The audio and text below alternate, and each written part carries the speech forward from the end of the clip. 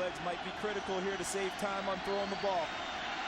Down the middle, James, the lateral to the corner of the end zone. Can you believe that? Welcome to the Overtime Network, where we keep the game going long after the final buzzer. Bryant dribbling, has to put it up for the buzzer. Banks it in! He banks in the three! We're serving up the hottest takes, bold debates, and everything in between from the world of sports. This is going to run it all the way back. Auburn's going to win the football game. Your hosts, Dawson, Jay, Aaron, and Ian. Come with us. We're headed for overtime. All right, welcome back to the Overtime Network. It's me, Justin. It's been a couple weeks since we've last done any shows. Probably a month, right? Probably a couple years. Couple years. We've all aged, gone through birthdays. Dawson got married. Aaron had 2 more kids. Well, I thought I was married before this. He's on his second marriage now. But today I'm joined by my buddy Dawson, Yo, my buddy Aaron, Yo. and not my buddy Ian. He's just here because he's family. And my mom said he had to be a part of it. But also we have the podcat here, of course. You know, the manager. She's making sure we're doing everything right. And also the special guest, Kaya.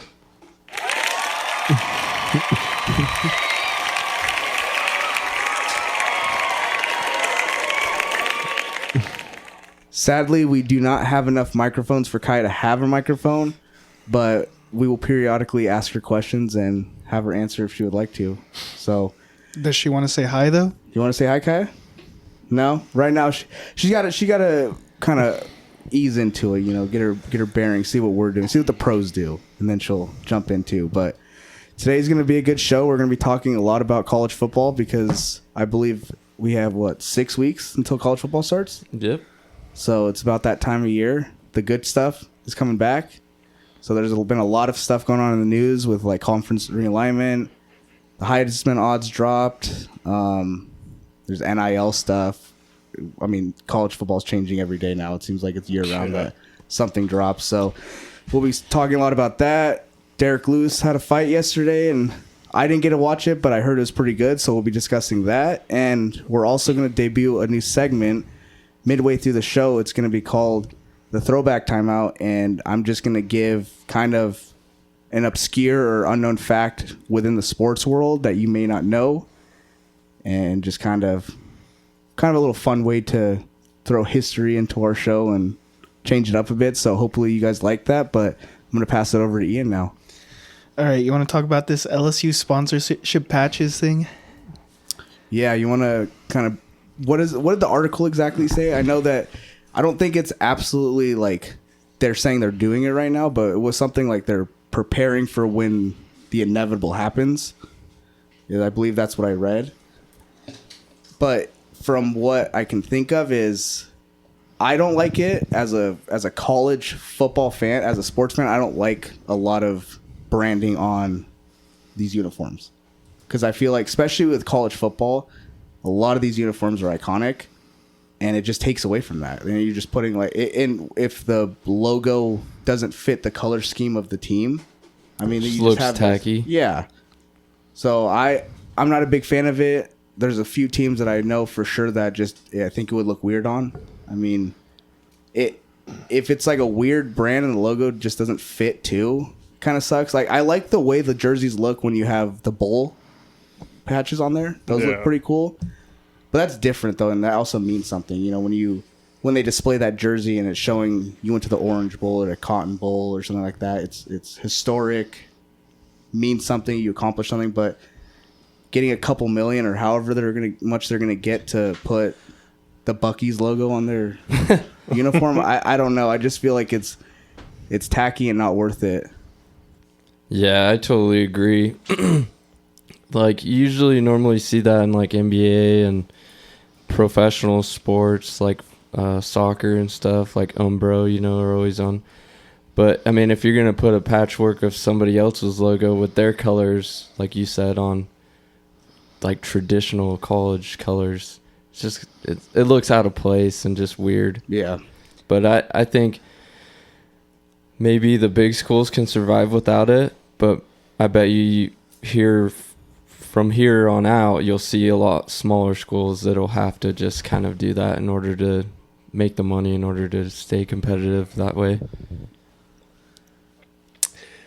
I was gonna say it's funny. I'm mixed on it just because like I get it from the school's perspective with these NIL contracts coming out and how much money they're paying some of these players, but it's funny because like if you bring it back to the old days of the UFC, they had logos all over their shorts and stuff, and I actually liked it better. I don't know why. I don't know if it's just a nostalgic thing, and that's like when I started watching it is when the shorts were like that.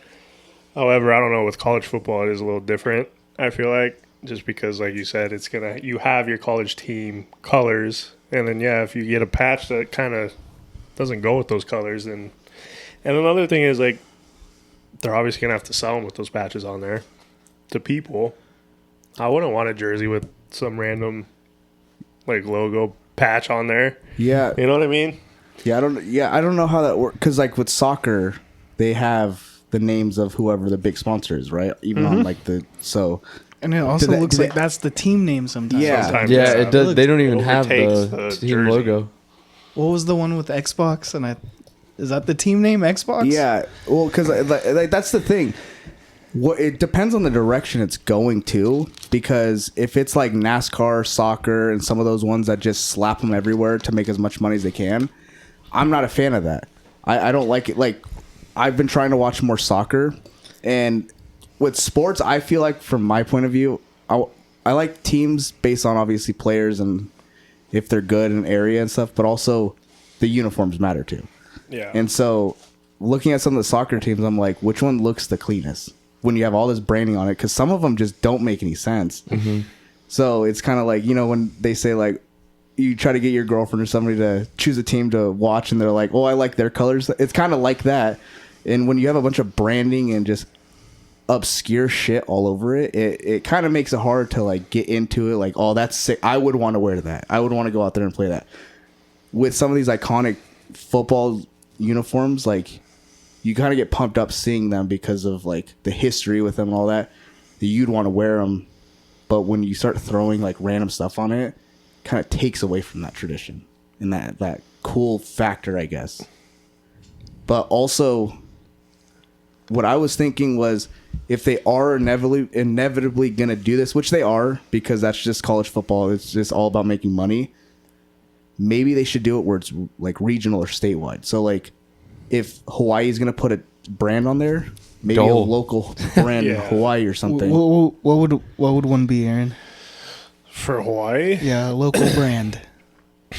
Well, I mean, you could go like the mainstream and obviously have like The Rock try to support and put his brand on there, but I don't know. You have tequila, just something of his, but like, I mean, you can obviously go with any local mom and pop like B&B, like shop or something like that, but they're not going to get onto a college uniform, unfortunately. But I could see them going the Main Street route though, and like The Rock is from here, has a lot of pull in Hawaii. Let's put his logo on a uniform, the bullhead or whatever. But Aaron's from Hawaii, just to give context. But yeah, I don't know. It's just those smaller local ones. But like I said, that would be a better idea if it's more localized to the state. Yeah, because it's all about exposure nowadays with college football. Everybody wants to be on the big networks. They want their teams in prime time. If we're going to degrade a school, which that school is the identity of that like city. These are college towns a lot of the time. Have a big brand within that city or that state. Pay to like, and maybe you won't make as much money, but just like if we're gonna keep some type of, I don't know, honor within it, where it's just you're doing the right thing. Help the smaller brands like the mom and pops if they can afford it. Maybe have like some type of program, and then get their name out there. So when people are watching, they see, if they're watching Hawaii, they see that logo, and then they go to Hawaii. They're like, oh, I remember I saw this brand on Hawaii's uniform. Kind of helps promote them. Because we all know Microsoft and Albertsons and all, they don't need any more exposure. Everybody knows about them. I was going to say, Boise State will get Sensi on their jerseys. Yeah, that's the thing. Or I don't know. I know Central Credit Union's kind of starting to take over this place too. It's blowing up. But that's the thing. ICCU's colors are like green and gray and white. Yeah. How would that look on blue and orange uniforms? Yeah, I feel like they should kind of revert it away from the uniforms and maybe just put their logos on the field, like kind of how they do for bowl games. They're already doing that though. Yeah. So yeah, I would rather have that than on a jersey. Yeah, and also another topic that people have kind of been bringing up is what happens with Nike, because Nike pays a lot of money to be the uniform, but they have their swoosh on the uniforms. Yeah. Mm-hmm. Now you're giving somebody, if Nike's paying all this money, supplying all these uniforms to be the brand for that school, and basically most of college football is Nike. Mm-hmm. Well, they're a college brand for the whole thing. And then you have some brand put their patch, because the swoosh isn't very big. You put it on the other side, and it's bigger, and they paid a quarter of what Nike's been paying. I mean, would you be pissed if you're a Nike? Because that's your uniform, that you're supplying it, and your swoosh is just right there. It's just kind of ignored then. And sometimes that swoosh like blends in with the jersey. Yeah. Like it's not the opposite color of like the main color on there. Sometimes it's almost like the blue on blue for BSU, just for example, but it doesn't stand out very well. But I was going to say they should probably do something where they have like however many sponsors you have on the jersey, put 3 mainstream, whatever, and then at least have one that could be maybe voted in locally. Yeah. That way they all have like, okay, we vote this mom and pop shop to be a part of the uniform. Help sales and help local stores. Yeah. But I don't know. Obviously they just want the most money. Yeah, money's driving everything. What was your opinion on that, Ian? I don't like it. Obviously, no. It feels kind of scummy to me, just to put a bunch of company logos on your jersey. No, yeah. But I don't know, it's just the way the world is nowadays. But I agree with, where is it? I just saw it. So while Ian looks for that, go for it.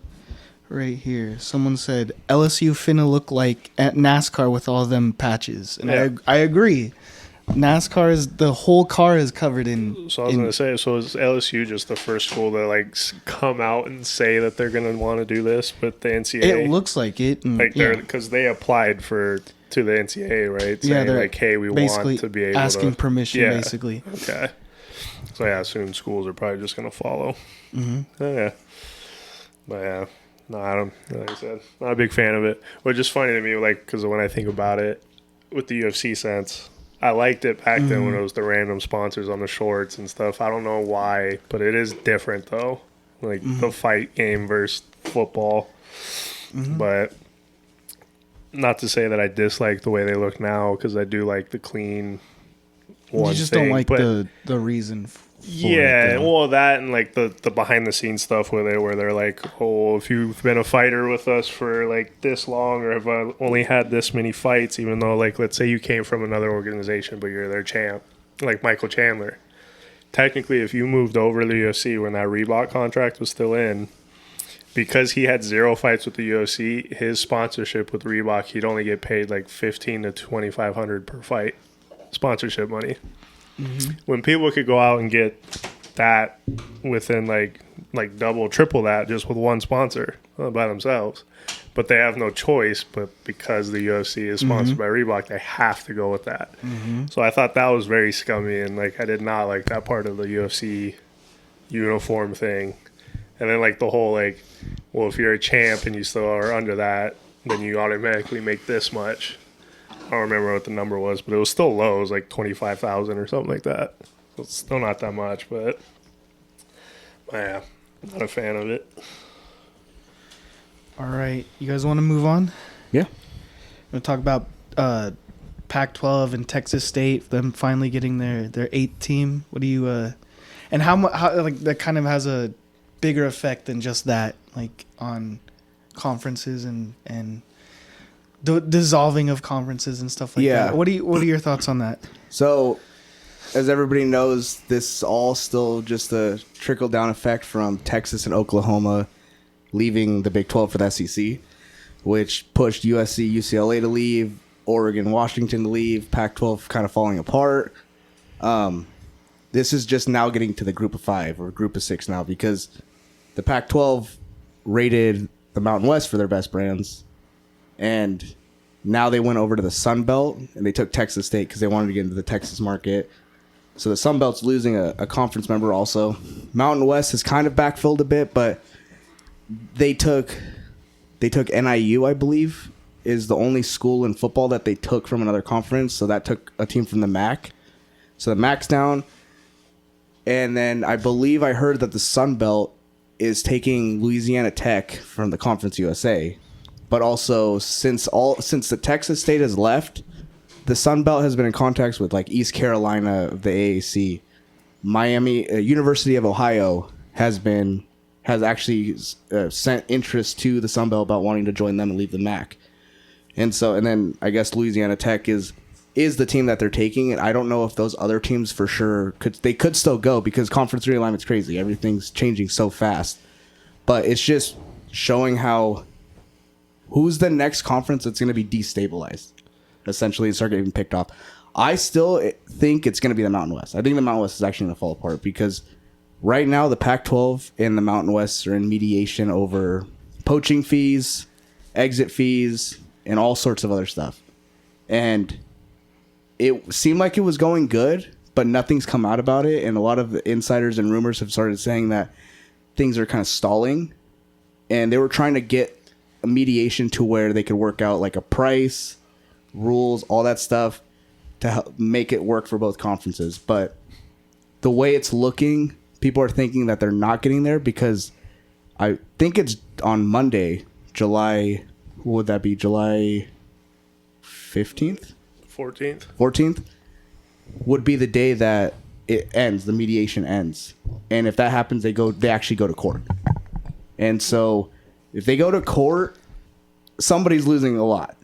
Right. If the Pac-12 ends up losing and has to pay all that money, the schools in the Pac-12, even like Boise State, they've signed a grant of rights. I don't know how binding it is if everything falls through, but that could end the Pac-12. But also, if the Pac-12 wins and they do find that the Mountain West was kind of playing with antitrust and anti-competitiveness with their contracts that they were forcing them to do, they could lose a lot because UNLV, Air Force, they're tied up in the Mountain West right now because they said they were going to get lump sum payments of like $25 million to stay. But that was coming out of the Mountain West getting poaching fees and exit fees because it was a lot of money. It was like $18 million for poaching, $15 million for exit fees, and that's for each school. Damn. And so they bribe UNLV and to be the flagship. They're trying to rebuild. But if they don't have the money to do that and honor that, what UNLV's already been a target for the Pac-12. It's still been talked about that they could still join. Air Force would go to the AAC to join the other military academies, and that would just destabilize the conference because who else are going to take? I mean, it's just getting to that point where we're going to start seeing some of these smaller conferences now fall apart. What happened to the Pac-12 as a Power 5? I don't think these lower conferences can stop that from their conference just dissolving. And their team, you could take from the FCS, but it's just not the same.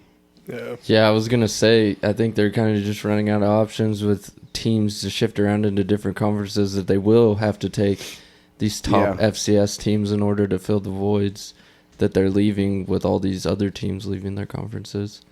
Yeah, and with the FCS thing is a lot of those teams, like playing in the FCS, even if you're winning national championships, you're still at a disadvantage in revenue because your TV contracts are like $100,000 a year. You're not getting paid $50 million a year like the Big Ten is for your TV contract. Yeah. Right. So while a lower FBS team might be making, I think Texas State was getting like $1 million a year in the Sun Belt. That is a huge jump from what Idaho makes in the Big Sky, which is like I think 100 or 200,000 the whole year for their TV rights. So how is a school like Idaho or even North Dakota State going to jump up? I mean, they don't have the stadium capacity. They don't have all the revenue generating options that even like a lower FBS team might have. And there are a lot of them in smaller areas too. So you might not be able to stabilize because those teams might be like, I'm not going up and doing that. Like there's house share, like the revenue sharing now. If you opt in, that's a competitive thing. If you can't opt in, you can't compete really. Yeah. If players want to go there, they're not going to stay though if they're good because they want to get paid by the school. You have scholarship limits. You have all that stuff. So it's just all of the big guys up top they're starting to crush the bottom, and it's all starting to fall apart. Yeah. And I think that NDSU and like SDSU and Montana State and Montana University, I think that they would thrive in like smaller conferences in FBS. they competitively. I think they could win those. Yeah. So I think with them poaching all these Sunbelts, Max, AACs, I think they could fill some of that void and then maybe someday work their way up. Because I mean, if they can play good and they can win, I think it's just a good opportunity for them. Because I mean, I would say that their stadiums are still just as big as some of those schools. Yeah, they're not tiny. Yeah, no, like Montana and Montana State, their stadiums are still pretty big. Yeah. But I mean, then it kind of gets back into like how you were saying why Boise State can't go to certain conferences because of what they offer as a school, academic wise. So I don't know how that would all tie up and shifting that around. Yeah, it's definitely kind of worrisome for, like, Aaron's a fan of Hawaii. If the Mountain West falls apart, because the Mountain West invited Hawaii to become a full-time member when they lost all those teams to kind of, because they also had to get to 8 full-time members. To be a conference, you have to have 8 full-time members in all sports. You're talking like when it went from WAC to Mountain West? No, they're in the Mountain West right now, but all their other sports were in the Big West. Oh. So they only played football in the Mountain West. Now they're a full-time member of the Mountain West. When the Pac-12 started taking teams, they actually sent a letter to the Pac-12 showing interest in joining, because they're seeing the writing on the wall. What's going to happen? You can't have 2 competitive West Coast conferences, I feel like. It's especially at the same level, it's too hard. When the Pac-12 was a power conference, it was different. But 2 mid-major group of 5 conferences, it's just not the same. You're going to be there. TV, it's all TV money. They're not going to pay for 2 conferences in the West Coast. There's just people don't watch as much West Coast stuff because of time zones. Mm-hmm. And so if the Mountain West falls apart and the Pac-12 doesn't decide like, hey, let's extend an invite to Hawaii just to be nice, I guess, because they're the only school in their own time zone. That's the Hawaii time zone that they could, like, that's a TV window that nobody else has. So I guess you could use that in negotiations for a TV deal. Like, we have games from 12 in the morning to 12 at night because of Hawaii and all in between. But if they don't, I mean, what does Hawaii do? Do they drop down to Can they even survive in FCS though? Right. It's the money. That was going to be one of my questions for you guys is, so with the way college football is going on right now, do you think some of these smaller schools are going to have to like get rid of their football program? Yeah. You think so? Yeah. At a certain point. I think if the Mountain West falls apart, the schools that can't survive or find conferences that make sense, because travel, you can't, as a group of 5 team, you can't travel to the East Coast. The money's just not there. Whereas like Oregon can travel to the Big Ten and go play in Rutgers because they're making a shit ton of money.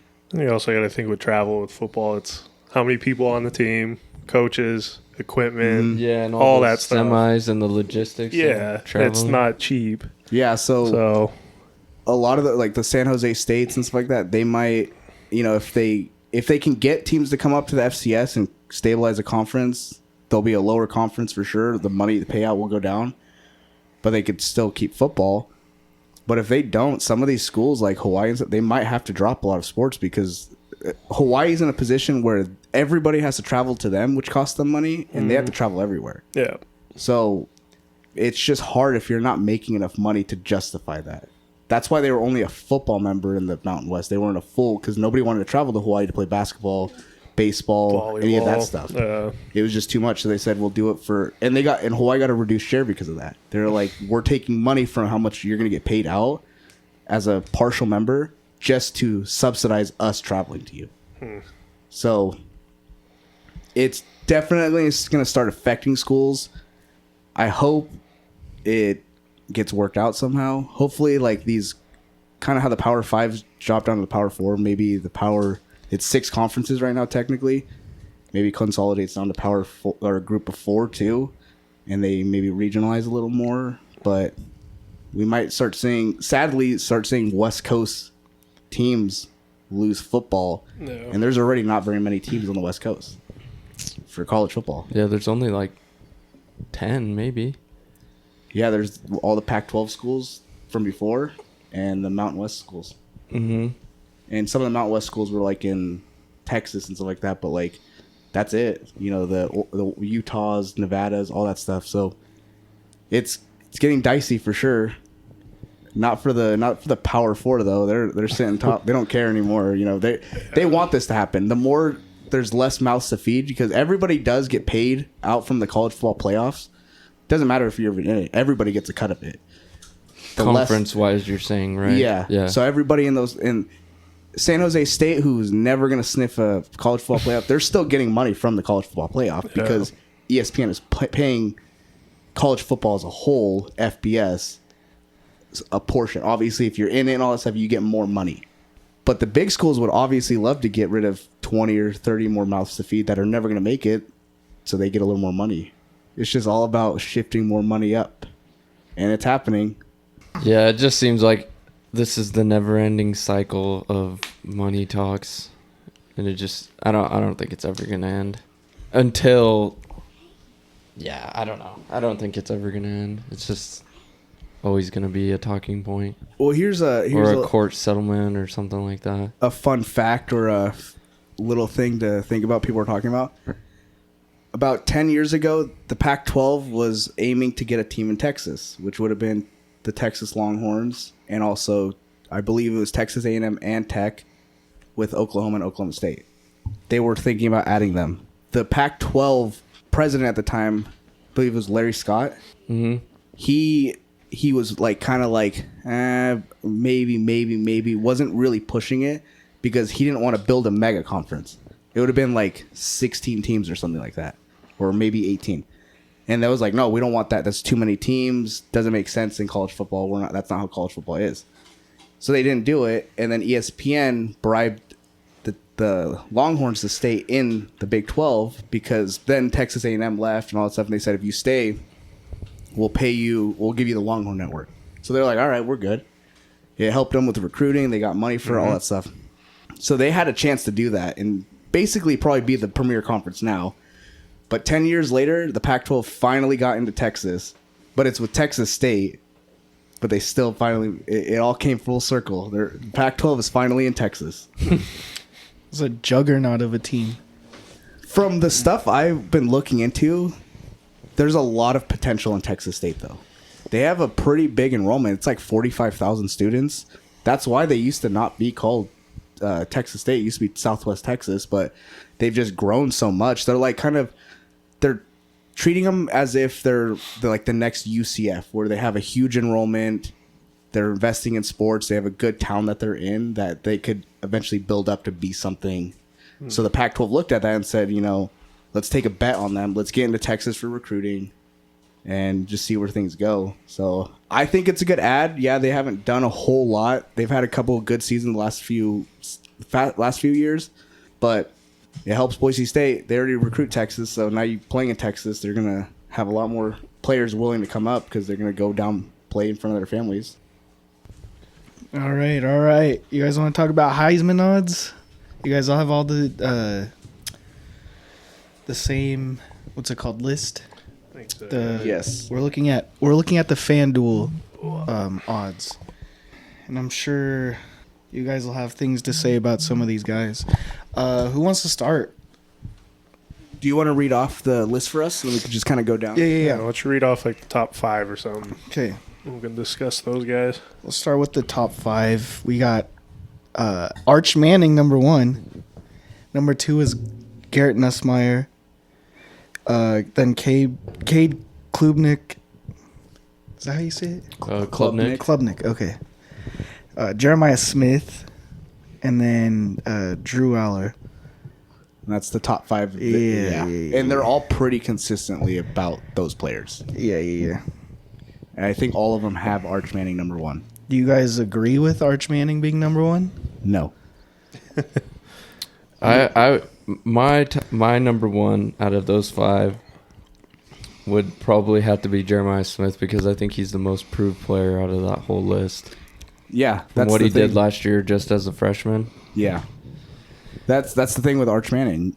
He's played, how many games did he play last year? 2?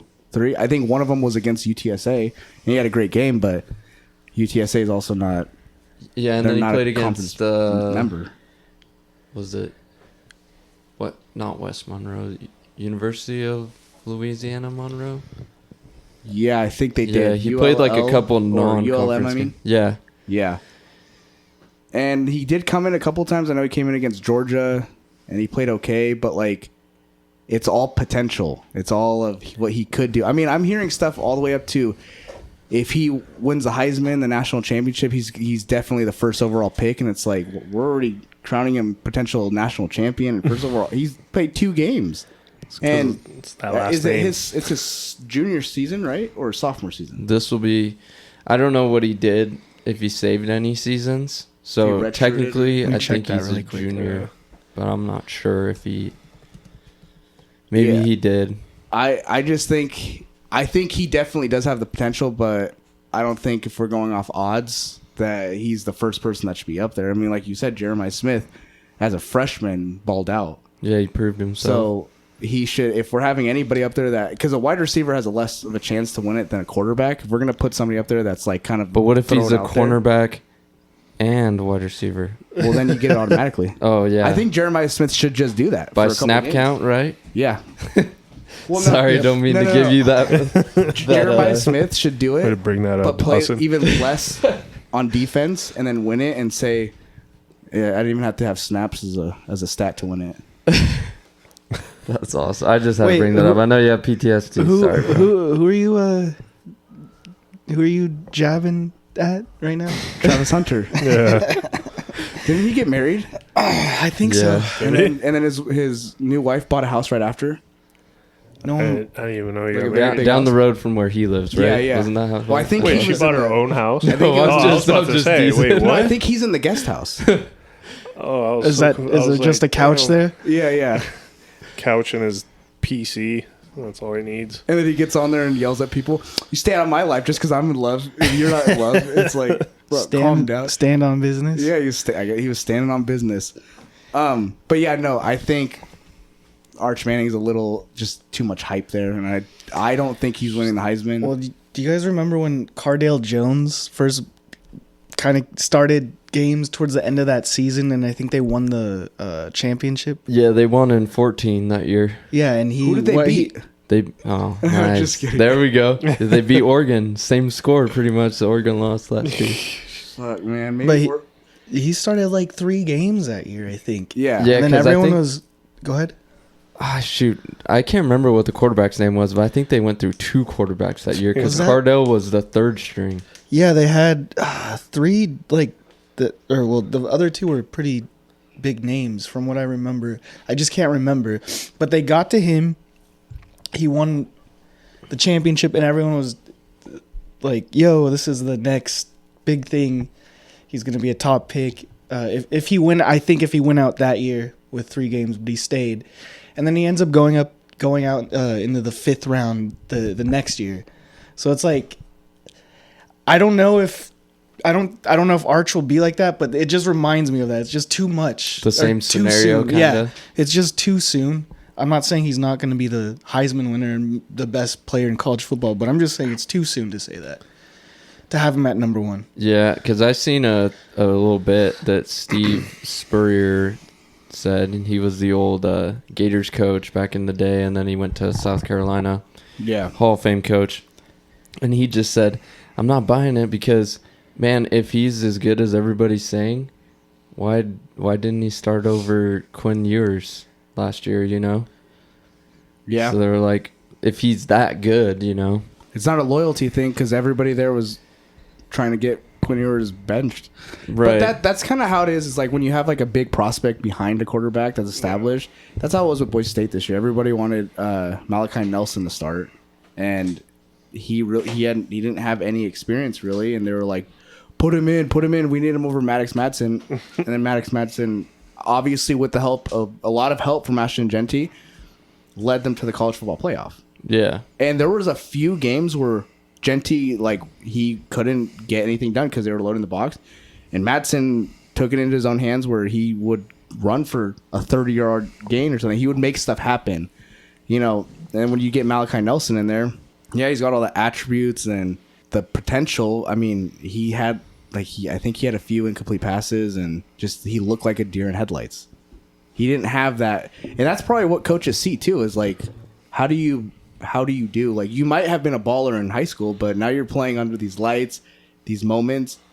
If they're watching you, and yeah, you might seem like you're supposed to be the better player, but you don't seem as cool in the pocket as Quinn Ewers or Maddox Madsen, you're not the starter, even if you're supposed to be better. Yeah. It's all about that. I mean, and a lot of things too is I feel like it's his name when it comes to Arch. It's the name. Yeah, he's a Manning, and he can run. Yeah. Because none of the Mannings can run. You talking about Archibald? Yeah. It's just the trait of the Mannings. Slow legs. Yep. Well, I mean, Especially takeoff. he looks a little more smooth than. No, yeah, the other Arch one. does, but like fucking Oh, you Peyton talking- and yeah. Eli, god damn, you see those Are you, guys trying to take you off? surprised they had some rushing touchdowns? Dude, I'm surprised, especially Peyton. Surprised he even got anywhere. Even when he like, was past the line of It scrimmage. was all Older, those, he had some runs. play action fakes that he was so good at. Well, no one was gonna think he was gonna run. Oh yeah, that is true. But dude, it's just and I'm sure he's faster in real life, but like watching it on TV, oh my god, he just looks so slow. Oh yeah. Like, ugh. All right, who are some of the other ones that we're not feeling? Let's see. Okay, we got so Oh, after. Messi. Oh wait, so did we talk about Drew Aller being on here? Because I don't. Do you think he should be there? No, The fifth. no, because he doesn't have Tyler Warren, and Tyler Warren was his number one receiver last year, and he was a tight end. So Yeah. it's like, And I never really heard any news on if they like picked up anybody transfer wise, because that's where they were. they didn't. That's really, what that was their worst position on that team was at wide receiver.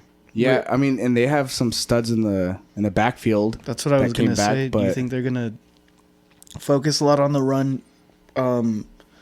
And if they're successful, are they gonna put a lot of it on him? And then that would contribute to Yeah, his Heisman outcome. Maybe not win, but push him up higher than he should. if they have some receivers that are Tyler Warren.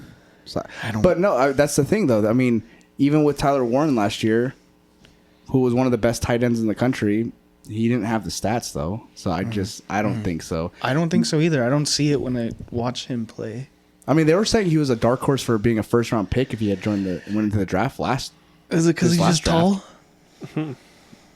But he's not even accurate. Like the No. Big He Ten was- championship game, seemed like He was way accurate off. against Boise State. Yeah, He was too accurate against Boise State. God, there were some passes. That's the thing. I think that game did hype him up a lot more because there was a lot of like back of the corner of the end zone type passes and over the shoulders and stuff that were like, dang, how did he get it in there? But also, Boise State's secondary is not an elite secondary, so that could be it too. But after that, that's when I started hearing a lot more. Hey, remember you got that.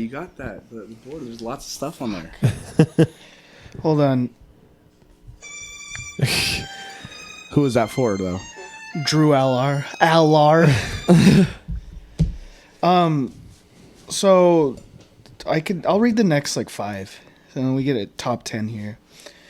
So Julian Saiyan, like the Super Saiyan. Hey, How do you guys feel about that one being 6? No. yeah, no. Where Big- did he transfer from again? No, dude, he's a recruit. He's a recruit? Yeah, he's never played it down for Ohio State. yeah. Okay, yeah. Sorry. I was thinking of another player that I got mixed up with. For some reason, the one that came from Liberty to Colorado, probably completely different name, too. Oh, the bobblehead guy. Yeah. He has like the big old helmet. Yeah. Pablo. Yeah. No, he's a recruit and he hasn't played it down No, because it's Ohio That's State. So that's it's worse Ohio than State. that's worse than Arch that's probably, Manning. yeah. At least Arch Manning's played 2 games and he played against Georgia and at least did okay. but we skipped over your boy at number 2 though. Oh yeah, Nussmeier. Yeah. So, yeah, Nussmeier, I do think he is definitely a front runner to win the Heisman. He had a really good season last year, even though LSU didn't look amazing at times. he is a good quarterback, and I think they're saying a lot of stuff, like it's a lot of hype stuff, obviously, and potential, like everybody on there. But if he has a Joe Burrow senior season, he could have, maybe win a national championship. That'd be cool, but at least a Heisman level season, and I can see it. The big thing is they keep saying he needs to use his legs more. That it's like he's scared to, but towards the end of the season he was, and in the bowl game, the Gator Bowl against Baylor, he had a really good game. So if that's anything to show for what next year will be like, he's definitely up there. He's not my number one, but he could be the number one. Okay. How about who's after that? DJ Lagway, Florida. I could see him being I could see him being in it in the end. Being in New York. Because he did play really good last year, and I mean, if it wasn't for him, didn't he get hurt one big game? I can't remember who it was against. Was it against Georgia? That's what it was. And they almost beat Georgia. At halftime, and they almost beat Georgia. Because they were killing it. Granted, Georgia wasn't what Georgia usually is last year, but yeah, he has a lot of potential too. Proven potential, I guess. That's how we should kind of separate it. Potential and proven potential. Yeah. Yeah, I don't think so, but I think he can, but he has to do a lot and not get hurt. Yeah, that's the big thing. I feel like if you got hurt your freshman year and he was in and out a lot. I don't know if he played towards the end of the season again, I'm pretty sure. But if it's like something like that where it's lingering, it's just he might be screwed. Right. He was the number one recruit, wasn't he? Too? The year before? Because he was a freshman last year. Mm-hmm. I think he was a freshman? Yeah. Oh, I thought he was a sophomore. He's 19. That's why it's worrisome with his injury, because like could be prone to. Yeah, you're a freshman, you get hurt. I mean, you're playing. You can't say, "Hey, it was against a really hard team," because you're in the SEC. Everybody's hard. Everybody's hitting hard and charging you. You're gonna run, do all that stuff. So, them boys coming. They're coming for him. Wait, how do you spell coming though? Isn't it like the engine thing? Yeah. CUMM. Yeah. IN.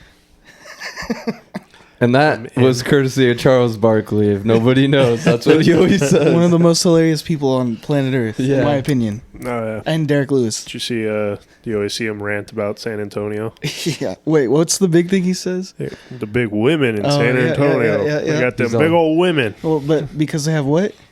Churros. They eat all them churros. All right. Let's get back on track. This one's, I think, my dark horse. John Mateer. What you guys think about John Mateer? He's seventh? I don't even think he's a dark horse. I think he just got screwed on these betting odds, but I think he is. So he's underrated. Yeah. I think if he goes to sleeping Oklahoma on him and he plays just a little better than he did at Washington State, because towards the end they started losing, and some people are like, maybe he was checked out because they were losing and their playoff hope was kind of out the window. If he plays like he did last year, he's a dual threat. I think he can win it easily. I think he's going to be in New York for sure. Should go put a bet on it, since he's such an underdog. He's plus 1,900 right now. If you put a bet on him. Which is weird because he's transferring to Oklahoma and his offensive coordinator went with him. Yeah. So it's going to be consistency. Yeah, there's a good chance. Lenore Sellers is next. He had moments last season for sure, especially against LSU. He's a tough dude to get down. He can run, but I think he's a little inconsistent with the pass, and that could be his problem. A little inaccurate. Yeah. Yeah. But and he stopped wearing the glasses too. I think that was the big thing. Okay. Did you ever see him with the glasses on? I didn't. Yeah, he used to. I think he were they like goggles? Yeah, he wore goggles, and then when he finally became a starter, he wasn't wearing the goggles anymore. He for the ladies. He took off his himself. But he did have a good season. But maybe it could have been better if he had goggles. If he could see. Yeah. Maybe he couldn't see. That's why his passing wasn't very good. Oh yeah, dude, check that guy out. And then stud right there. And then let's. I'll let you start with this one. This is the last one This is the last number 10. Yeah. Dante Moore, Oregon. Yeah, I could see him being in the top 10 for sure. But I think Oregon early in the season, unless Dante Moore solidifies himself as a starter, there's another guy that's the same age as him. I'll space his name. But he is also really good too. Novosad is his last name. I can't remember his first name. So I think there might be a little quarterback competition early. But I think from what it looks like, I think Dante Moore will win out the position. But there's just a lot of unknown between them two. Yeah. They're about the same. All right, and then that's the top 10. So, I mean, like every year, I'm sure it's going to be looking a zillion times different by the end of it. Yeah, we're gonna have to go back and relook midway through the season and see how.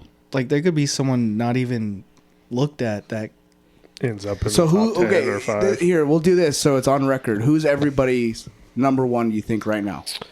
Mine is John Mateer. I think John Mateer, Garrett Nussmeier. So I think this is how it'll go. John Mateer will win. Garrett Nussmeier will be in New York. Jeremiah Smith will be in New York. I think Jeremiah Smith will actually be runner-up, though. And then the fourth one will be... could be DJ Lagway up there. What about Carson Beck? He's way down here. I know he was the top front runner last year at the beginning of the season, but Yeah. I don't think so. I think... He's done deal. He stayed too long. So those are my... Going to New York. John Mateer, Jeremiah Smith, Garrett Nussmeier, and DJ Lagway. Oh, yeah. Probably agree with at least the number one because he has the most experience out of everybody. But you never know. It's just a popularity contest. Oh, yeah, apparently. So, I mean, last it can year. go anyway. Well, yeah, so who has the most Instagram followers, actually? Yeah, I mean, one. Let's be real. Like, how far is the Manning thing? Like, just the last name going to get him? I mean, that actually could get him to New York. That's Yeah. what I'm He saying. could be So it's the just like, fourth. you just never know. I mean, he could be the best player in the... Yeah, I mean, no, You never know. If he comes out and he's playing and doing what he, everybody expects him to play like, then sure, if he earns it. But What about you? What's yours? I don't know about all this, like, who's going to go, but I guess my pick would be John Mateer.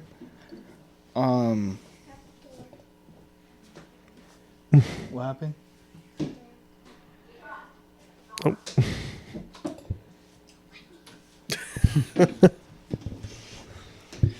Yeah, my number one is probably Jeremiah Smith. I think he's the most proven out of that whole entire top 10. And then I would say second is kind of a coin toss for me. I think Cade Klubnik is going to be a runner-up. I think this year is Clemson's back. I think Cade Klubnik had the best touchdown to interception ratio last year. Really? Yeah, I think he only threw like 2 or 3 interceptions the whole season, and like I can't remember how many touchdowns it was. It was pretty big because Maddox Madsen was also on that list. But at the end, The Mad Dog was on that list? Yeah, he only had thrown Maddox Madsen only threw 3 interceptions last year. Are you serious? Before Was that the playoffs? Okay, though. so And the in playoffs he threw like 2 or 3 in that game. But Oh, no. yeah, Cade Klubnik was people are saying he could be the number 1 overall pick too. 36-6. That was his interception ratio. Yeah, that's pretty good. How many was it? Does it show in the season? Because maybe it was in season. Maybe he threw more in the playoffs too, because they did play in Yeah. the playoffs and the That's championship true. game. No, this is just I think overall. So I'm sure it adds. I don't have an in-depth Oh, okay. one. Let me pull up a different. It was a crazy. So if you stat. add.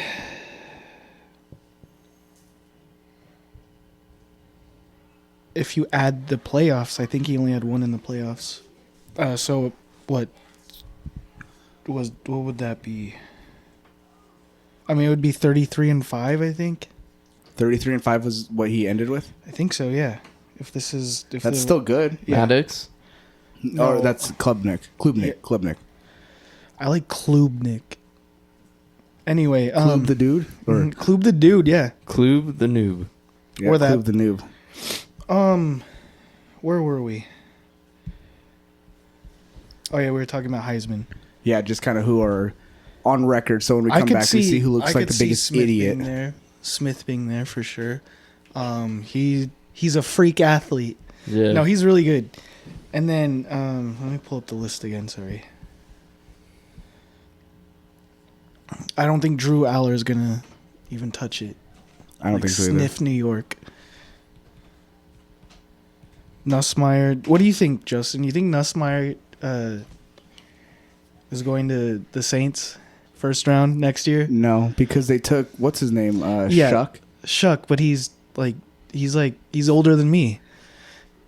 I don't know why you take two quarterbacks. I mean, I guess It's he a good first-round pick. I feel like it's a good investment like a backup? to take. Then you have two, for quote unquote first round quarterbacks. Yeah, I mean, yeah, Nussmeier, his dad's the offensive coordinator, right? Yeah. There's Oh, that. really? There, For LSU? Yeah. there are a lot of ties, and I feel like there's always He fits Kellen Moore's play style. there's also success with investing in multiple quarterbacks. Yeah. We'll see. Yeah, no. I think what really is going to happen is it's going to come full circle, and the Saints are going to call Deion Sanders and say, "I'm really sorry. We should have drafted Shedeur in the first round," and then they're going to give him a huge contract, and then they're going to say, "See, you guys all. It was all bad publicity from you guys were hating on me for no reason." Okay. All right, y'all. You want to try out this new segment, Justin? Want to give us a rundown? What is it called? Throw that ass back. What is it? So we're gonna have a little. It's history. It's called Throw That Ass Back. No, I'm kidding. It's gonna be the throwback timeout, and so it's just gonna be our timeout in the middle of the show. We're gonna do a little throwback history, just stuff that we hear and find cool that most people might not know. And so to start, the first one is, and I'll ask you guys. You guys can give your answer or your questions. We need answers also. We need like, what is it? Jeopardy music, whatever the. Yeah, we'll add a little. What's it called? A transition into it. So the first one is. Can you guys tell me who in 2014, when the first CFP ranking came out, was the number one team in the country? Well, we're gonna pretend like we never had this conversation. Just give my original answer before. Yeah. My original answer was Notre Dame, but I was thinking of just first ever, not 2014. But you were thinking in the Civil War era, like just first ever. My guess was Ole Miss. Ole Miss. Yeah. And then I had like 4 or 5, but thinking around that time, like it was Alabama was the obvious guess. Texas A&M. No, Ohio. Well, that was one of my guesses. Yeah, Ohio State. Was it Georgia? Clemson. Yeah. Like none of those, right? Yeah. And then what is it? It's Mississippi State. Yeah. And most people wouldn't know that, or because when I heard it too, I was like, wait, what? I thought it would be like Alabama, because who ended up winning in 2014? Ohio State. Ohio was that was the year that they beat Oregon, right? Mm-hmm. Yeah, of course Dawson would know that. What was Oregon ranked at that time? Do you think The first ranking? Yeah, probably in the top 10 for top sure. 10. Yeah, and so it was Mississippi State. They were having a really good season. It was under Coach Dan Mullen, and they beat 3 straight top 10 teams: LSU, Texas A&M, and Auburn. And at that point, they were undefeated and ranked 7-0, and people were saying they could be unstoppable. And then they stayed at number 1 for about 3 weeks, but they eventually lost to Alabama, who finished number 1 in the final CFP ranking that year. They finished 10-3 and played in the Orange Bowl. And so it kind of just shows, Yeah, because they lost to Ohio State that year. Yeah. That was when, what's his name? Ezekiel Elliott went off. He was so good that year, especially he was so good in the playoffs and the championship game. Yeah, no, he went off in the championship too. And basically what that kind of shows is, I mean, it was so early on with the committee, and they're still working out a lot of issues with the committee, but at the beginning, they just took a hot streak. I mean, they beat 3 top 10 teams, but once they lost a couple, they were out of it, basically. And it just has the committee learned from that? Like, just because you're on a hot streak, are you really deserving of the number one? All that stuff. So I just thought that was kind of cool because most people would say Alabama or Ohio State or all these different people, but it wasn't. It was Mississippi State, which I don't think they've even been close to even being in the CFP rankings at all.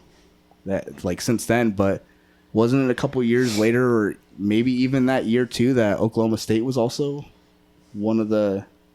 I think it was that first ranking. Oklahoma Was State it that was first in ranking? It, Yeah. So just a little fun trivia fact that in 2014, the first CFP number one overall team was Mississippi State. Hey. Hell yeah, good to know. Well, I'll throw this one in here. Modern fact. I just found this out. Carmelo Anthony's making the NBA 2K cover this year. Really? Hell Oh, yeah. really? Are they Gets doing? his flowers. Are they doing a like? It's like a, what's it called? Legacy or something like that, like cover. There's multiple covers because the SGA will be on one. So, I mean, obviously they just won the championship. But, yeah, I don't know why exactly he's being put on there. Is that for the the geriatric cover? No. Geriatric. But I thought that was interesting, though, that they're throwing Melo on the cover. Yeah. And he's like your favorite, right? He's my favorite NBA player, yeah. That's cool. So, here's the reason I started watching the Nuggets was when they drafted Melo and then when they traded for Allen Iverson. Cool. Yeah. So that's kind of what the throwback timeout will be. Next week we'll have something different. But if you're at a party or something and you want to throw some random fact at somebody sports wise, Obviously after a keg stand, right? yeah, after you're trying to get you're trying to hit on that girl and you're like, hey, you want to see how much I know about football or sports? I mean, you could throw out that Mississippi State was the first ever ranked number one team in the CFP poll. So there you go. That was. and I was wrong. It wasn't Oklahoma State. It was Florida State ranked 2. Yeah. Oh, okay. But yeah, that was throwback timeout. Nice. All right. I think we could shift over to some combat sports. Do you guys want to see this BKFC promo from Conor McGregor? I know there aren't some great things in the news Conor, about the Conor promoter. McGregor. Yeah. I will say he's not the best person morally, character-wise, but I will tell you this. I think this is a great promo from him. He WWE. Very WW. No, more WWF than, Yeah, I was gonna than say. he. WWF. Viewers can hear it. No, sorry, the speaker, the projector. I can't hear you, though. Oh, sorry, I turned off my microphone. What'd you say? Just turn up the Volume. volume because I turned it down. Okay. And then while Ian's looking for this, there's a video going around this weekend of a former hockey player who was an enforcer on the hockey team. Ended up getting in a fight on a golf course with some dude on the green. I think I saw Did you see that? I think so. It was funny. I didn't watch it, but yeah, I did see something. I'm sure Dawson knows about Yeah, it. but yeah, the dude was like chirping at him, and he just like started walking up to him, and the dude was like, "Dude, I promise you don't want to do this." And the dude was pretty much, he was a decent size smaller, but he just grabbed him by like the collar and just started wailing on him. But the funny part about it is every time he'd hit him in the face, he'd be like, boom, boom, boom. And then at one point, he just grabbed the dude and chucked him like a kid. Like he full on just threw him. And I was just like, and I think it started off with him throwing him into a pond. He just my like God. grabbed the guy and just chucked him in there. And he comes out of the pond like the swamp thing. And he just comes walking towards him. And he's like, dude, I'm telling you, don't get close to me. And he just starts wailing on him. Was there any confirmation if there was alcohol involved in that? Oh, yeah, dude. The guy that was like yelling at the hockey player was definitely drunk. You could tell. Dawson, did you hear about that? The There's like former a NHL enforcer that got in a fight on the greens course? At a golf course. You haven't seen that video? No, I haven't. Dude, it was so funny. 'Cause like I said, he's an enforcer for an NHL team, former. He's retired. Yeah. But he had like some crazy amount of fights, won most of them. And yeah, the other dude was way smaller. And yeah, he just started chirping at him. And I was just like, dude, what are you doing? Dang, even Kaya knows about it. She's keeping up with the sports world more than us. Yeah. All right, Kaya, you're about to be impressed with this promo. If it'll. Well, as you can see beside me and in front of me, some of the baddest men and women to ever grace planet Earth. This is what we're about here at Bare Knuckle Fighting Championships, the alien of combat sport. And may we rise above the night sky and rain our blows viciously on all our deniers. And announce here today that Bare Knuckle FC has no love for the big glove. So let's get go, Bare Knuckle, let's go, Florida, and let's announce some incredible matchups, some shock signings, and the most lucrative tournament in all of combat sport, where we crown in an open weight the baddest man on the planet. Let's go, give it up. Come on. Wait. Let's go, Hollywood. He was really giving this kind of vibe. Do you understand the words that are coming out of my mouth? Wait, are you doing my job for me? I just had to make sure that we got a couple of sound bits in there. I think we'll just keep passing this around and everybody can get a So shot. do you think he watched Randy Savage right before he gave that promo? Yeah, after a couple lines, too. Yeah. Look up that on there. What's it? That's the NHL thing. Oh, okay. Look that up, yeah, so it can be put up on there. What's up, Hollywood? Yeah, he was on one. What's good, Hollywood was a great way to start out. The way he said it, too. And then the no love for the big glove was such a good line. Well, and I thought it was just so funny. Like, the thing I took away from that, too, was like when him and Perry were starting to get into it. Yeah, oh yeah, I He's, can like, show that getting one, too. in his face, and they're like getting into it and stuff. And then what's funny though is when Perry and his opponent were starting to get into it, Connor's like, "Not here, not right now." And I'm like, dude, you were just getting into it with Perry yourself, man. And this is what Aaron was talking about. Yeah. Not this commercial. Wait, were you talking about CBH Homes? Oh yeah. Hey man, we don't promote people on here. No, we're not promoting. Don't be talking about CBH Homes. Okay. Located out of Boise, Idaho. Starter homes. Oh my God. Bad starter homes. Well, I want to just show the good stuff. I know Romero's on this card too. Oh shit. And they got Jeez, look at his nose. One of our fair owners here, Mr. Conor McGregor. At this point in time, where can you say this relationship is? How good are you and McGregor at this point? I would love to get this cleared up here in front of everybody at the state of the BKFC. Well, I think it makes a lot of sense. We haven't my seen God, Conor come in the on. ring in a while. Right here. But I know he loves bare knuckle, and I'd love to face off against him anytime. Anytime we're looking for the action. Yeah, you're welcome back, because I welcomed you back. October 11th is your date, and you'll dance for me, boy. You'll dance for the owner, and then we can talk. But your date is October 11th. Michael Perry, the return of Platinum. And we've got some hell of an announcement for an opponent for you. One of the baddest men to ever grace the Ultimate Fighting Championship. But it comes to bare knuckle, and he's going to throw down with you in front of me for my viewing pleasure. And then I'll decide if you're worthy. God damn. He's okay. What was it, Aaron? Okay. Yeah, it's in the search bar. Just search that into the. Did you see what he looked like when he took his glasses off? It's like, jeez, dude, Well, you're the way talking he's about some gritting gloss. his teeth and stuff. Why is he gritting his teeth? I don't know, man. Maybe he needed some bubble Why gum. does his throat sound all nasal drippy? I want to know. Let's see. It's Nick. Dumpling versus Hitman?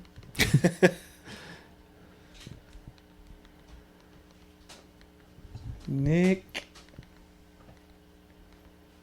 Oh, there it Nickelback? Did you just put in is. Nickelback? Tarnasky. Yeah. Is it Yeah, this check first one? this. This first one? No. Oh, no. I was going to say, I don't know. Oh, that's a You even sponsor. looking at it? I did You did see this? Yeah. I didn't he's know a it was former, him. Yeah, he's a former NHL enforcer. Nick what? Tarnasky. Tarnasky. We're watching him fight on the golf course.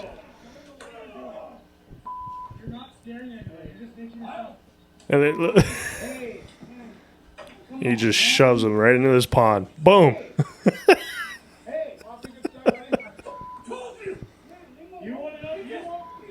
Look at him come crawling out.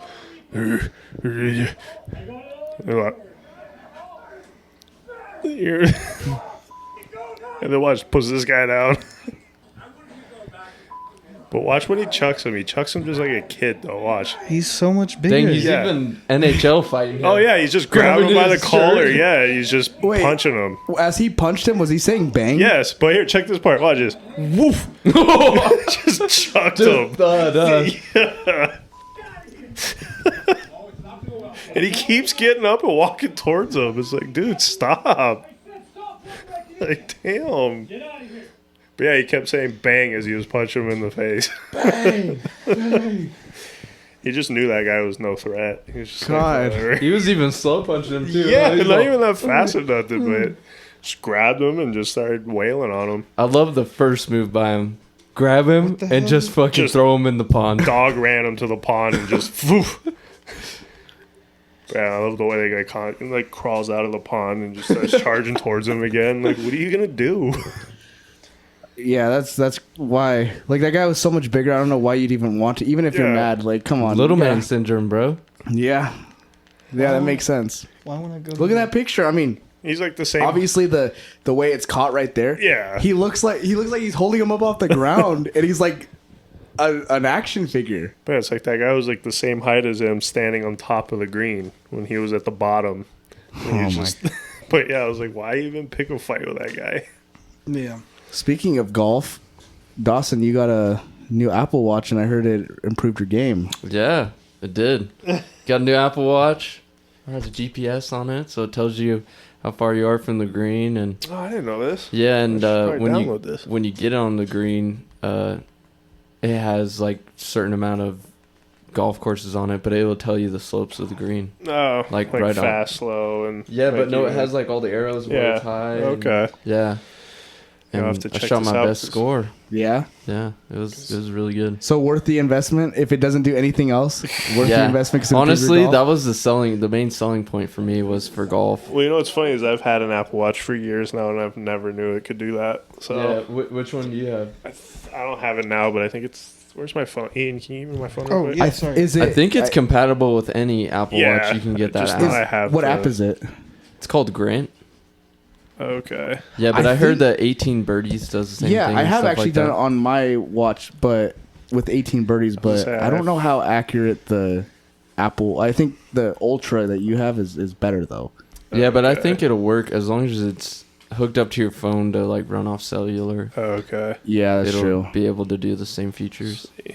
Yeah, tech is really improving people's sports for sure, though. That's crazy. No, it's cool because like it'll show you like you can pinpoint a spot where you want to hit. It'll tell you how far out it is. You can measure how your distance is on your golf swings, and then you can pick your club. So has it made your rangefinder obsolete now? Yeah. Yeah. I never really liked using it anyways because normally I'm kind of shaky as is all the time. And so when I'm trying to shoot something with a rangefinder, I can get like 3 different reads off it because I Yeah. can't be, I don't know, I just can't Still hold it enough. still. Wearable tech is taking over everything. Yeah. Making it No, just- but it's nice. Like you're standing right in front of your ball, you look at your watch and it's like, oh, it's 135. So it's like, oh, maybe I could hit it. I wonder, maybe there is already an app or some compatibility with Apple Watches or wearables now, but I know you can do it using your phone too, but then you Really? just have to have your phone in your pocket all the time. do you Yeah. think that there could be right now an app, or maybe it's coming in the future with wearables that, like when you're golfing, after you swing and all that stuff, it tells you like maybe it somehow picks up like your velocity and all that stuff? Yeah, so there's another app called Arcos. Okay. And so there's you, I don't know if you've ever looked at the grip on a golf club, but there's like a little hole yeah. on the very top of it.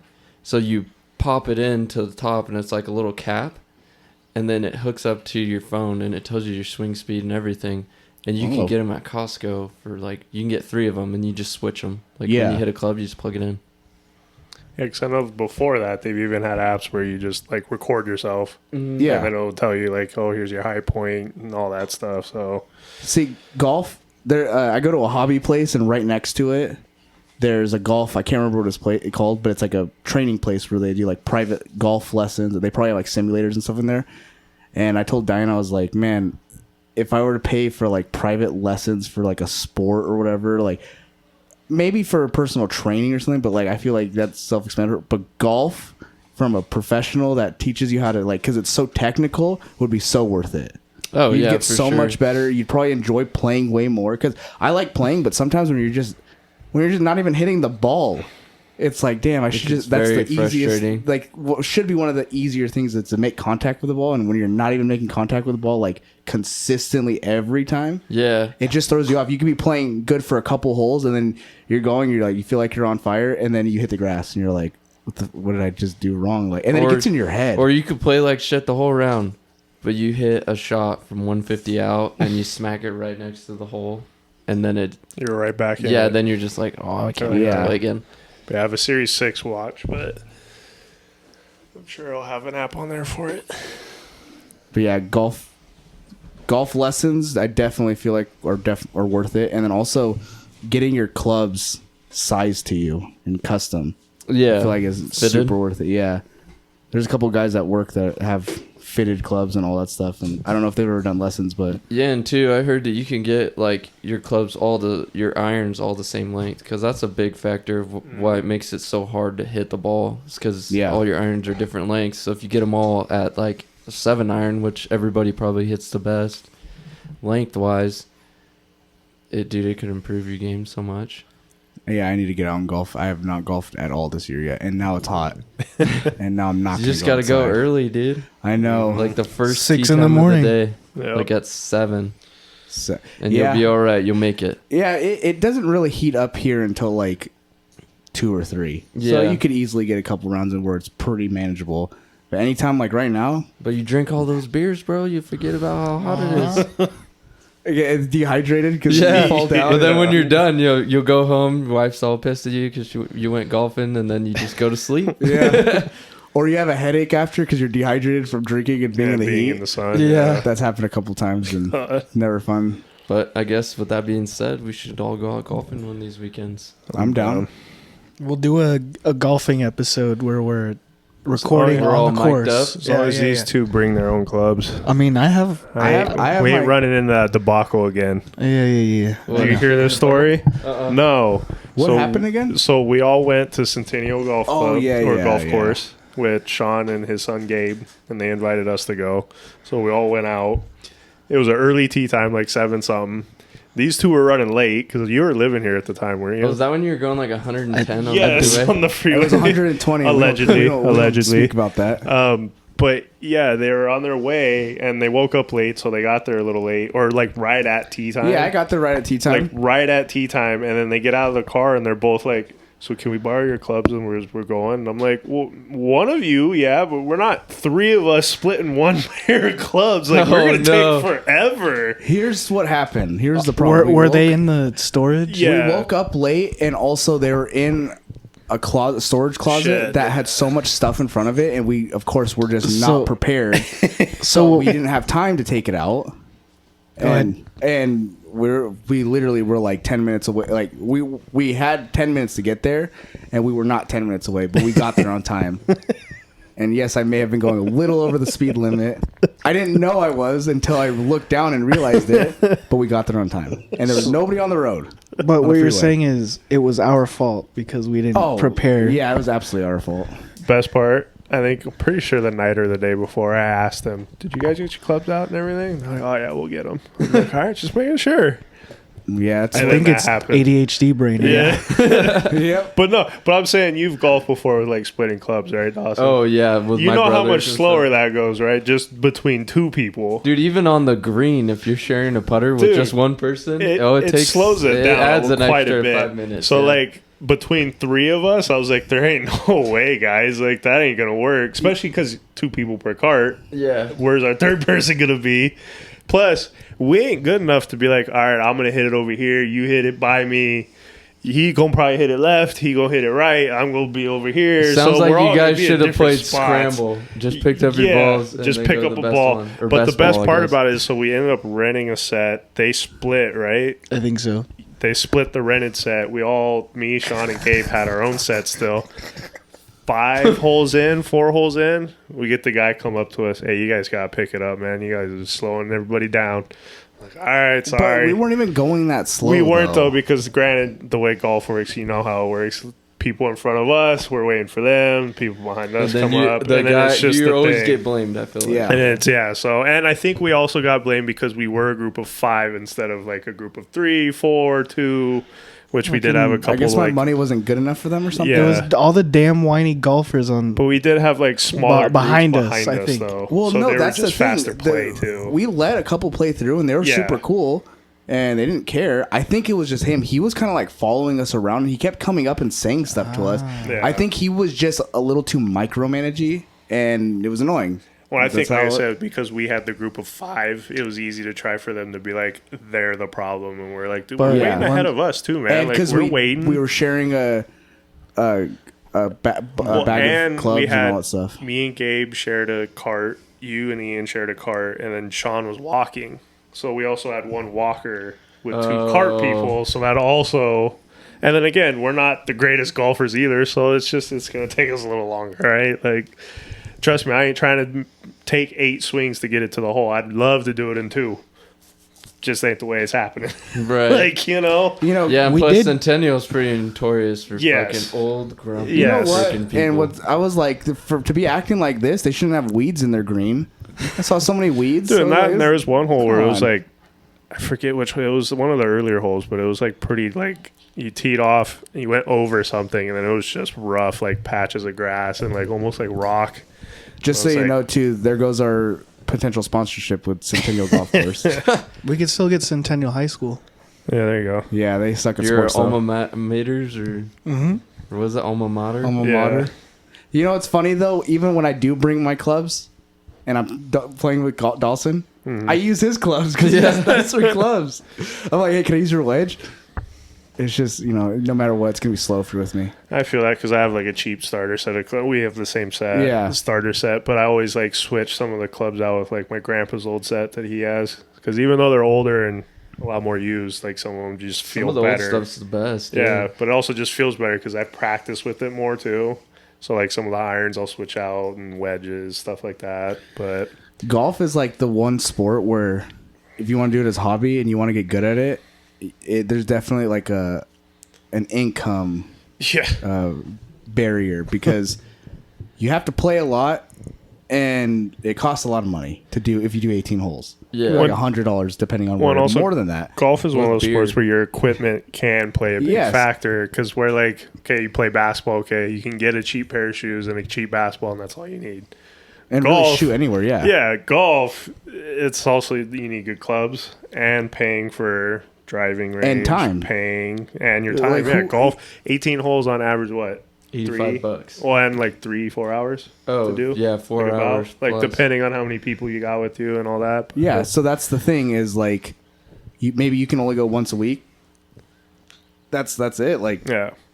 I mean, even when you're retired and stuff, it's a lot of money When it's for people to be playing every weird day. too because like okay, say you're playing basketball and you go out into a court and you're like, I want to work on my mid range. You have time to sit there and just be like, let me just shoot and shoot and shoot. Yeah. Golf, you say you go out on 18, you're like, I want to work on a certain part of your game or whatever. You got people behind you, you got people in front of you. It's not like you can just sit there and just drop a bunch of balls and keep practicing. You just gotta keep moving. Yeah. So it's just different. But yeah, definitely need some extra money for golf.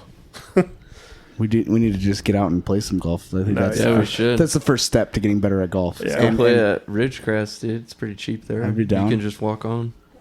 Or we can Yeah. go to Pierce Park and Aaron can hit the guy's house again with his Well, your driver like that one time. He might as well have been using his putter. And the guy was like, "Hey, can you do that again so I can get a video of you doing I it?" don't know. It was I just very like- weird because Wait, we're the like, guys that own the house said Yeah. that? Yeah. So what hole? It's He wanted evidence. what, the 5th hole? You know Pierce Park, right? Oh, yeah. Yeah. So you know like the 5th hole. They're all par 3s. It's a straight shot and there's like a blue house right behind the hole. Yeah. That one for some and the whole day too. Like I was shooting either hitting it under or a little past and all that. So I'm like, fuck, I'm in my head. We get to that hole and I obviously see the house. So I'm like, all right, lay up on it a little bit. Don't kill it. And I hit it, and it was just the smoothest, cleanest, just contact and everything dead straight. And I was like, damn it. Fucking hits the guy's house, lands on his deck. obviously we go walking towards the hole, and he comes out, and he's like, "Who hit the ball?" And I was like, "Fuck, that was me." And he brings me over. He's like, "Come here." And I thought he was going to be like pissed about it and stuff, but he was actually pretty cool about it. He was like, "My friend, I can't get a hold of it, but my fault." As I make it only halfway to the hole Yeah. in the tee box. But yeah, It's not that far. I hate golfing with houses on the course. It makes me so nervous. Yeah, it probably I don't messes like up it. some shots, huh? Yes. Well, and even just like people watching you. I don't like it just because I know I'm not good, but I don't need people judging. All right, let's golf, my favorite combat sport. Yeah. There was sidetracked. there was a fight card, a UFC fight card. I didn't catch most of it. Apparently, it was a really good one. A lot of finishes. Yeah, I caught all the highlights, couple fights, but the whole card out of like 12 fights, I think there was 4 decisions. So 8 finishes. And a lot of first rounders too. So Yeah, for sure. There was a little controversy with the Derrick Lewis fight, the main event. But let me play this really quick. This is pretty much that. I think the ending sequence. Yeah. See, so he fakes that he got hurt in the eye, trying to lure him in, and then so he knocked him down. The left. Ground and pound. So Teixeira's Working his pulling way himself up with the fence. And the ref stops it. 100% early stoppage. Yeah. But The result would have been the same. I think Derrick Lewis would have won. Yeah. Also, I am a little biased. I am a big fan of Lewis, so that could factor into it. But if they let it keep going and then Lewis lost, I wouldn't have been mad at that. Well, and I just think that, honestly, like, that still would have been the ending sequence, even if the ref let it go. It just For would have been sure. a couple more punches and him getting hit a couple more times, or getting knocked out cleanly. But in my opinion, the bigger story on this is the post-fight celebration and interview. It was, like, in my opinion, peak Derrick Lewis showmanship. What did he even say? Because I just heard. So, so he said he was on the phone with the president while they were announcing the fight, like while he raised his hand, and then he said USA in this hoe. What else did he say?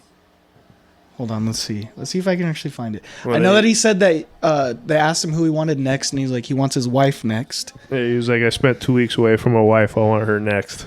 He was like, I got some ground and pounding to do. Oh, jeez. And he said she knows what it is. Yeah. And she's in the ring with him. In the octagon with him. With her fine ass. And she was just she was just sitting there laughing. Yeah. But She's like, "Oh, that's Derrick Lewis." But That's I love my how, husband. like, when he had his Ronda Rousey moment, and he was like, "Where's Ronda Rousey's fine ass at?" And then he used the same line on his own wife. That one. Well, I mean, original. Well, no, it's because she.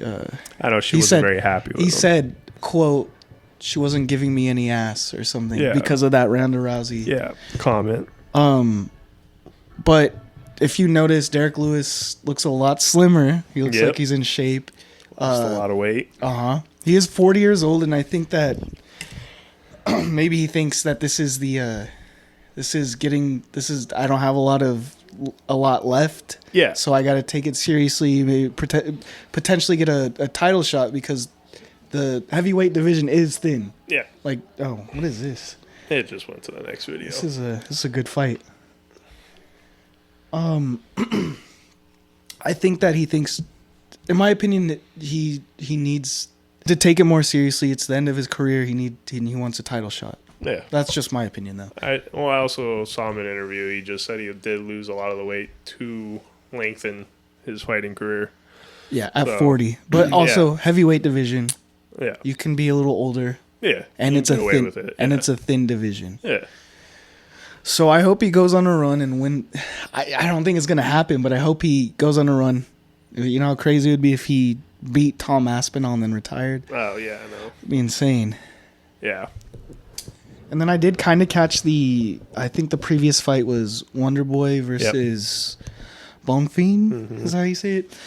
I was surprised at how good Thompson still looks at, 41? Obviously Obviously doesn't look as... He doesn't you know, in his stance, he's kind of bounces around. He feels a little more flat, but he still looked good. Yeah. Against him, who and he also ended up getting a big ass gash. In his leg and he still kept on throwing his. Kept fighting. So yeah. And I hated how they kept showing it. Yeah, like, it was a big cut in his shin. Like your Achilles, huh? Yeah, no, I'm just kidding. It was gross. He looked good. Personally, I think he won. I think that especially at the end, Bone Theme held him for the majority of like the second half of that. Yeah. Round. But whatever, he lost. But it was still a good fight. I was surprised. Yeah. It was one of like 2 decisions, right? Yeah, I have 4. And I thought that one of them was gonna knock each other out. Yeah. But I know it was a good fight, and the rest of them, yeah, there's a couple subs, TKOs, first round.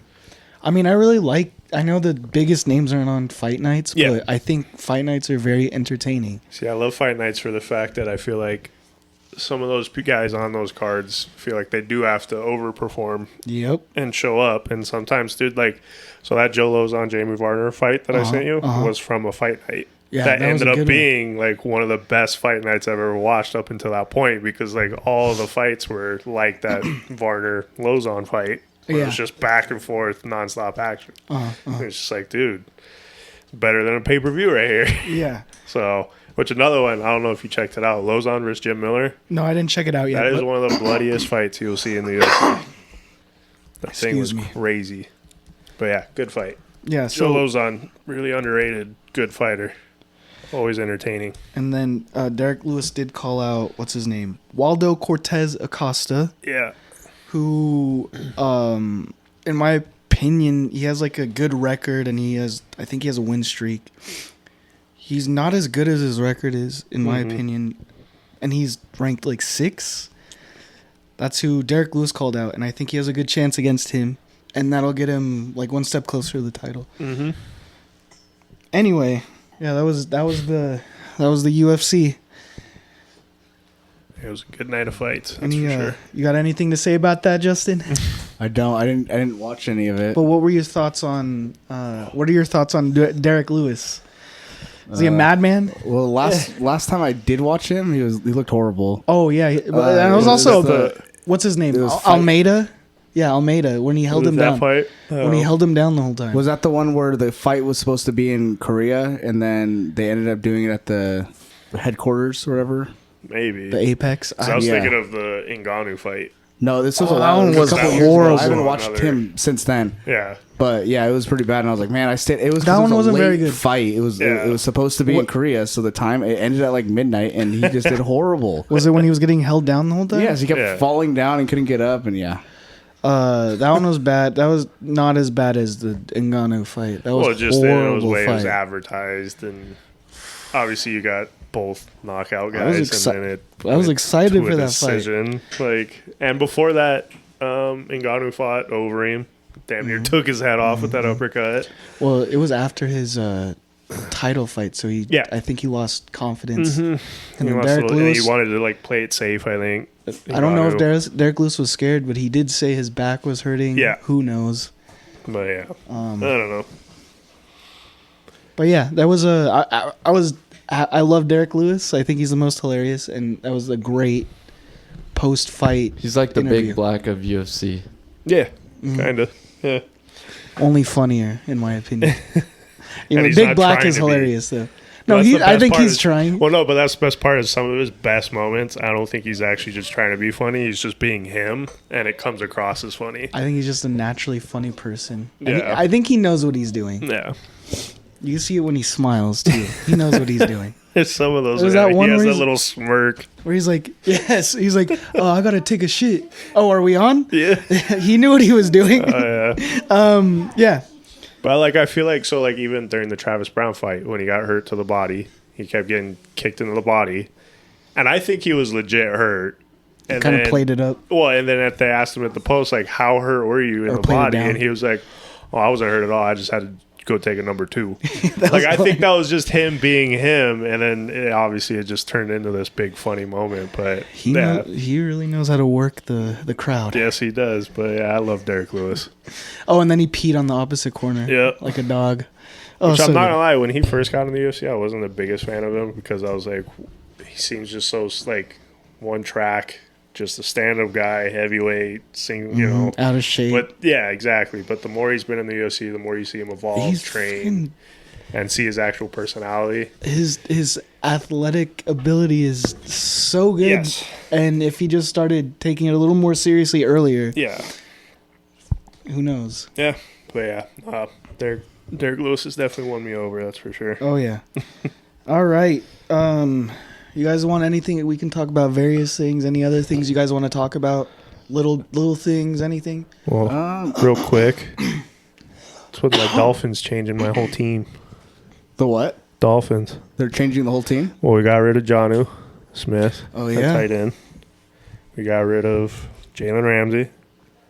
But you guys picked up a rapper, right, for the tight ends? Yeah. Well, so here's my thing about that one.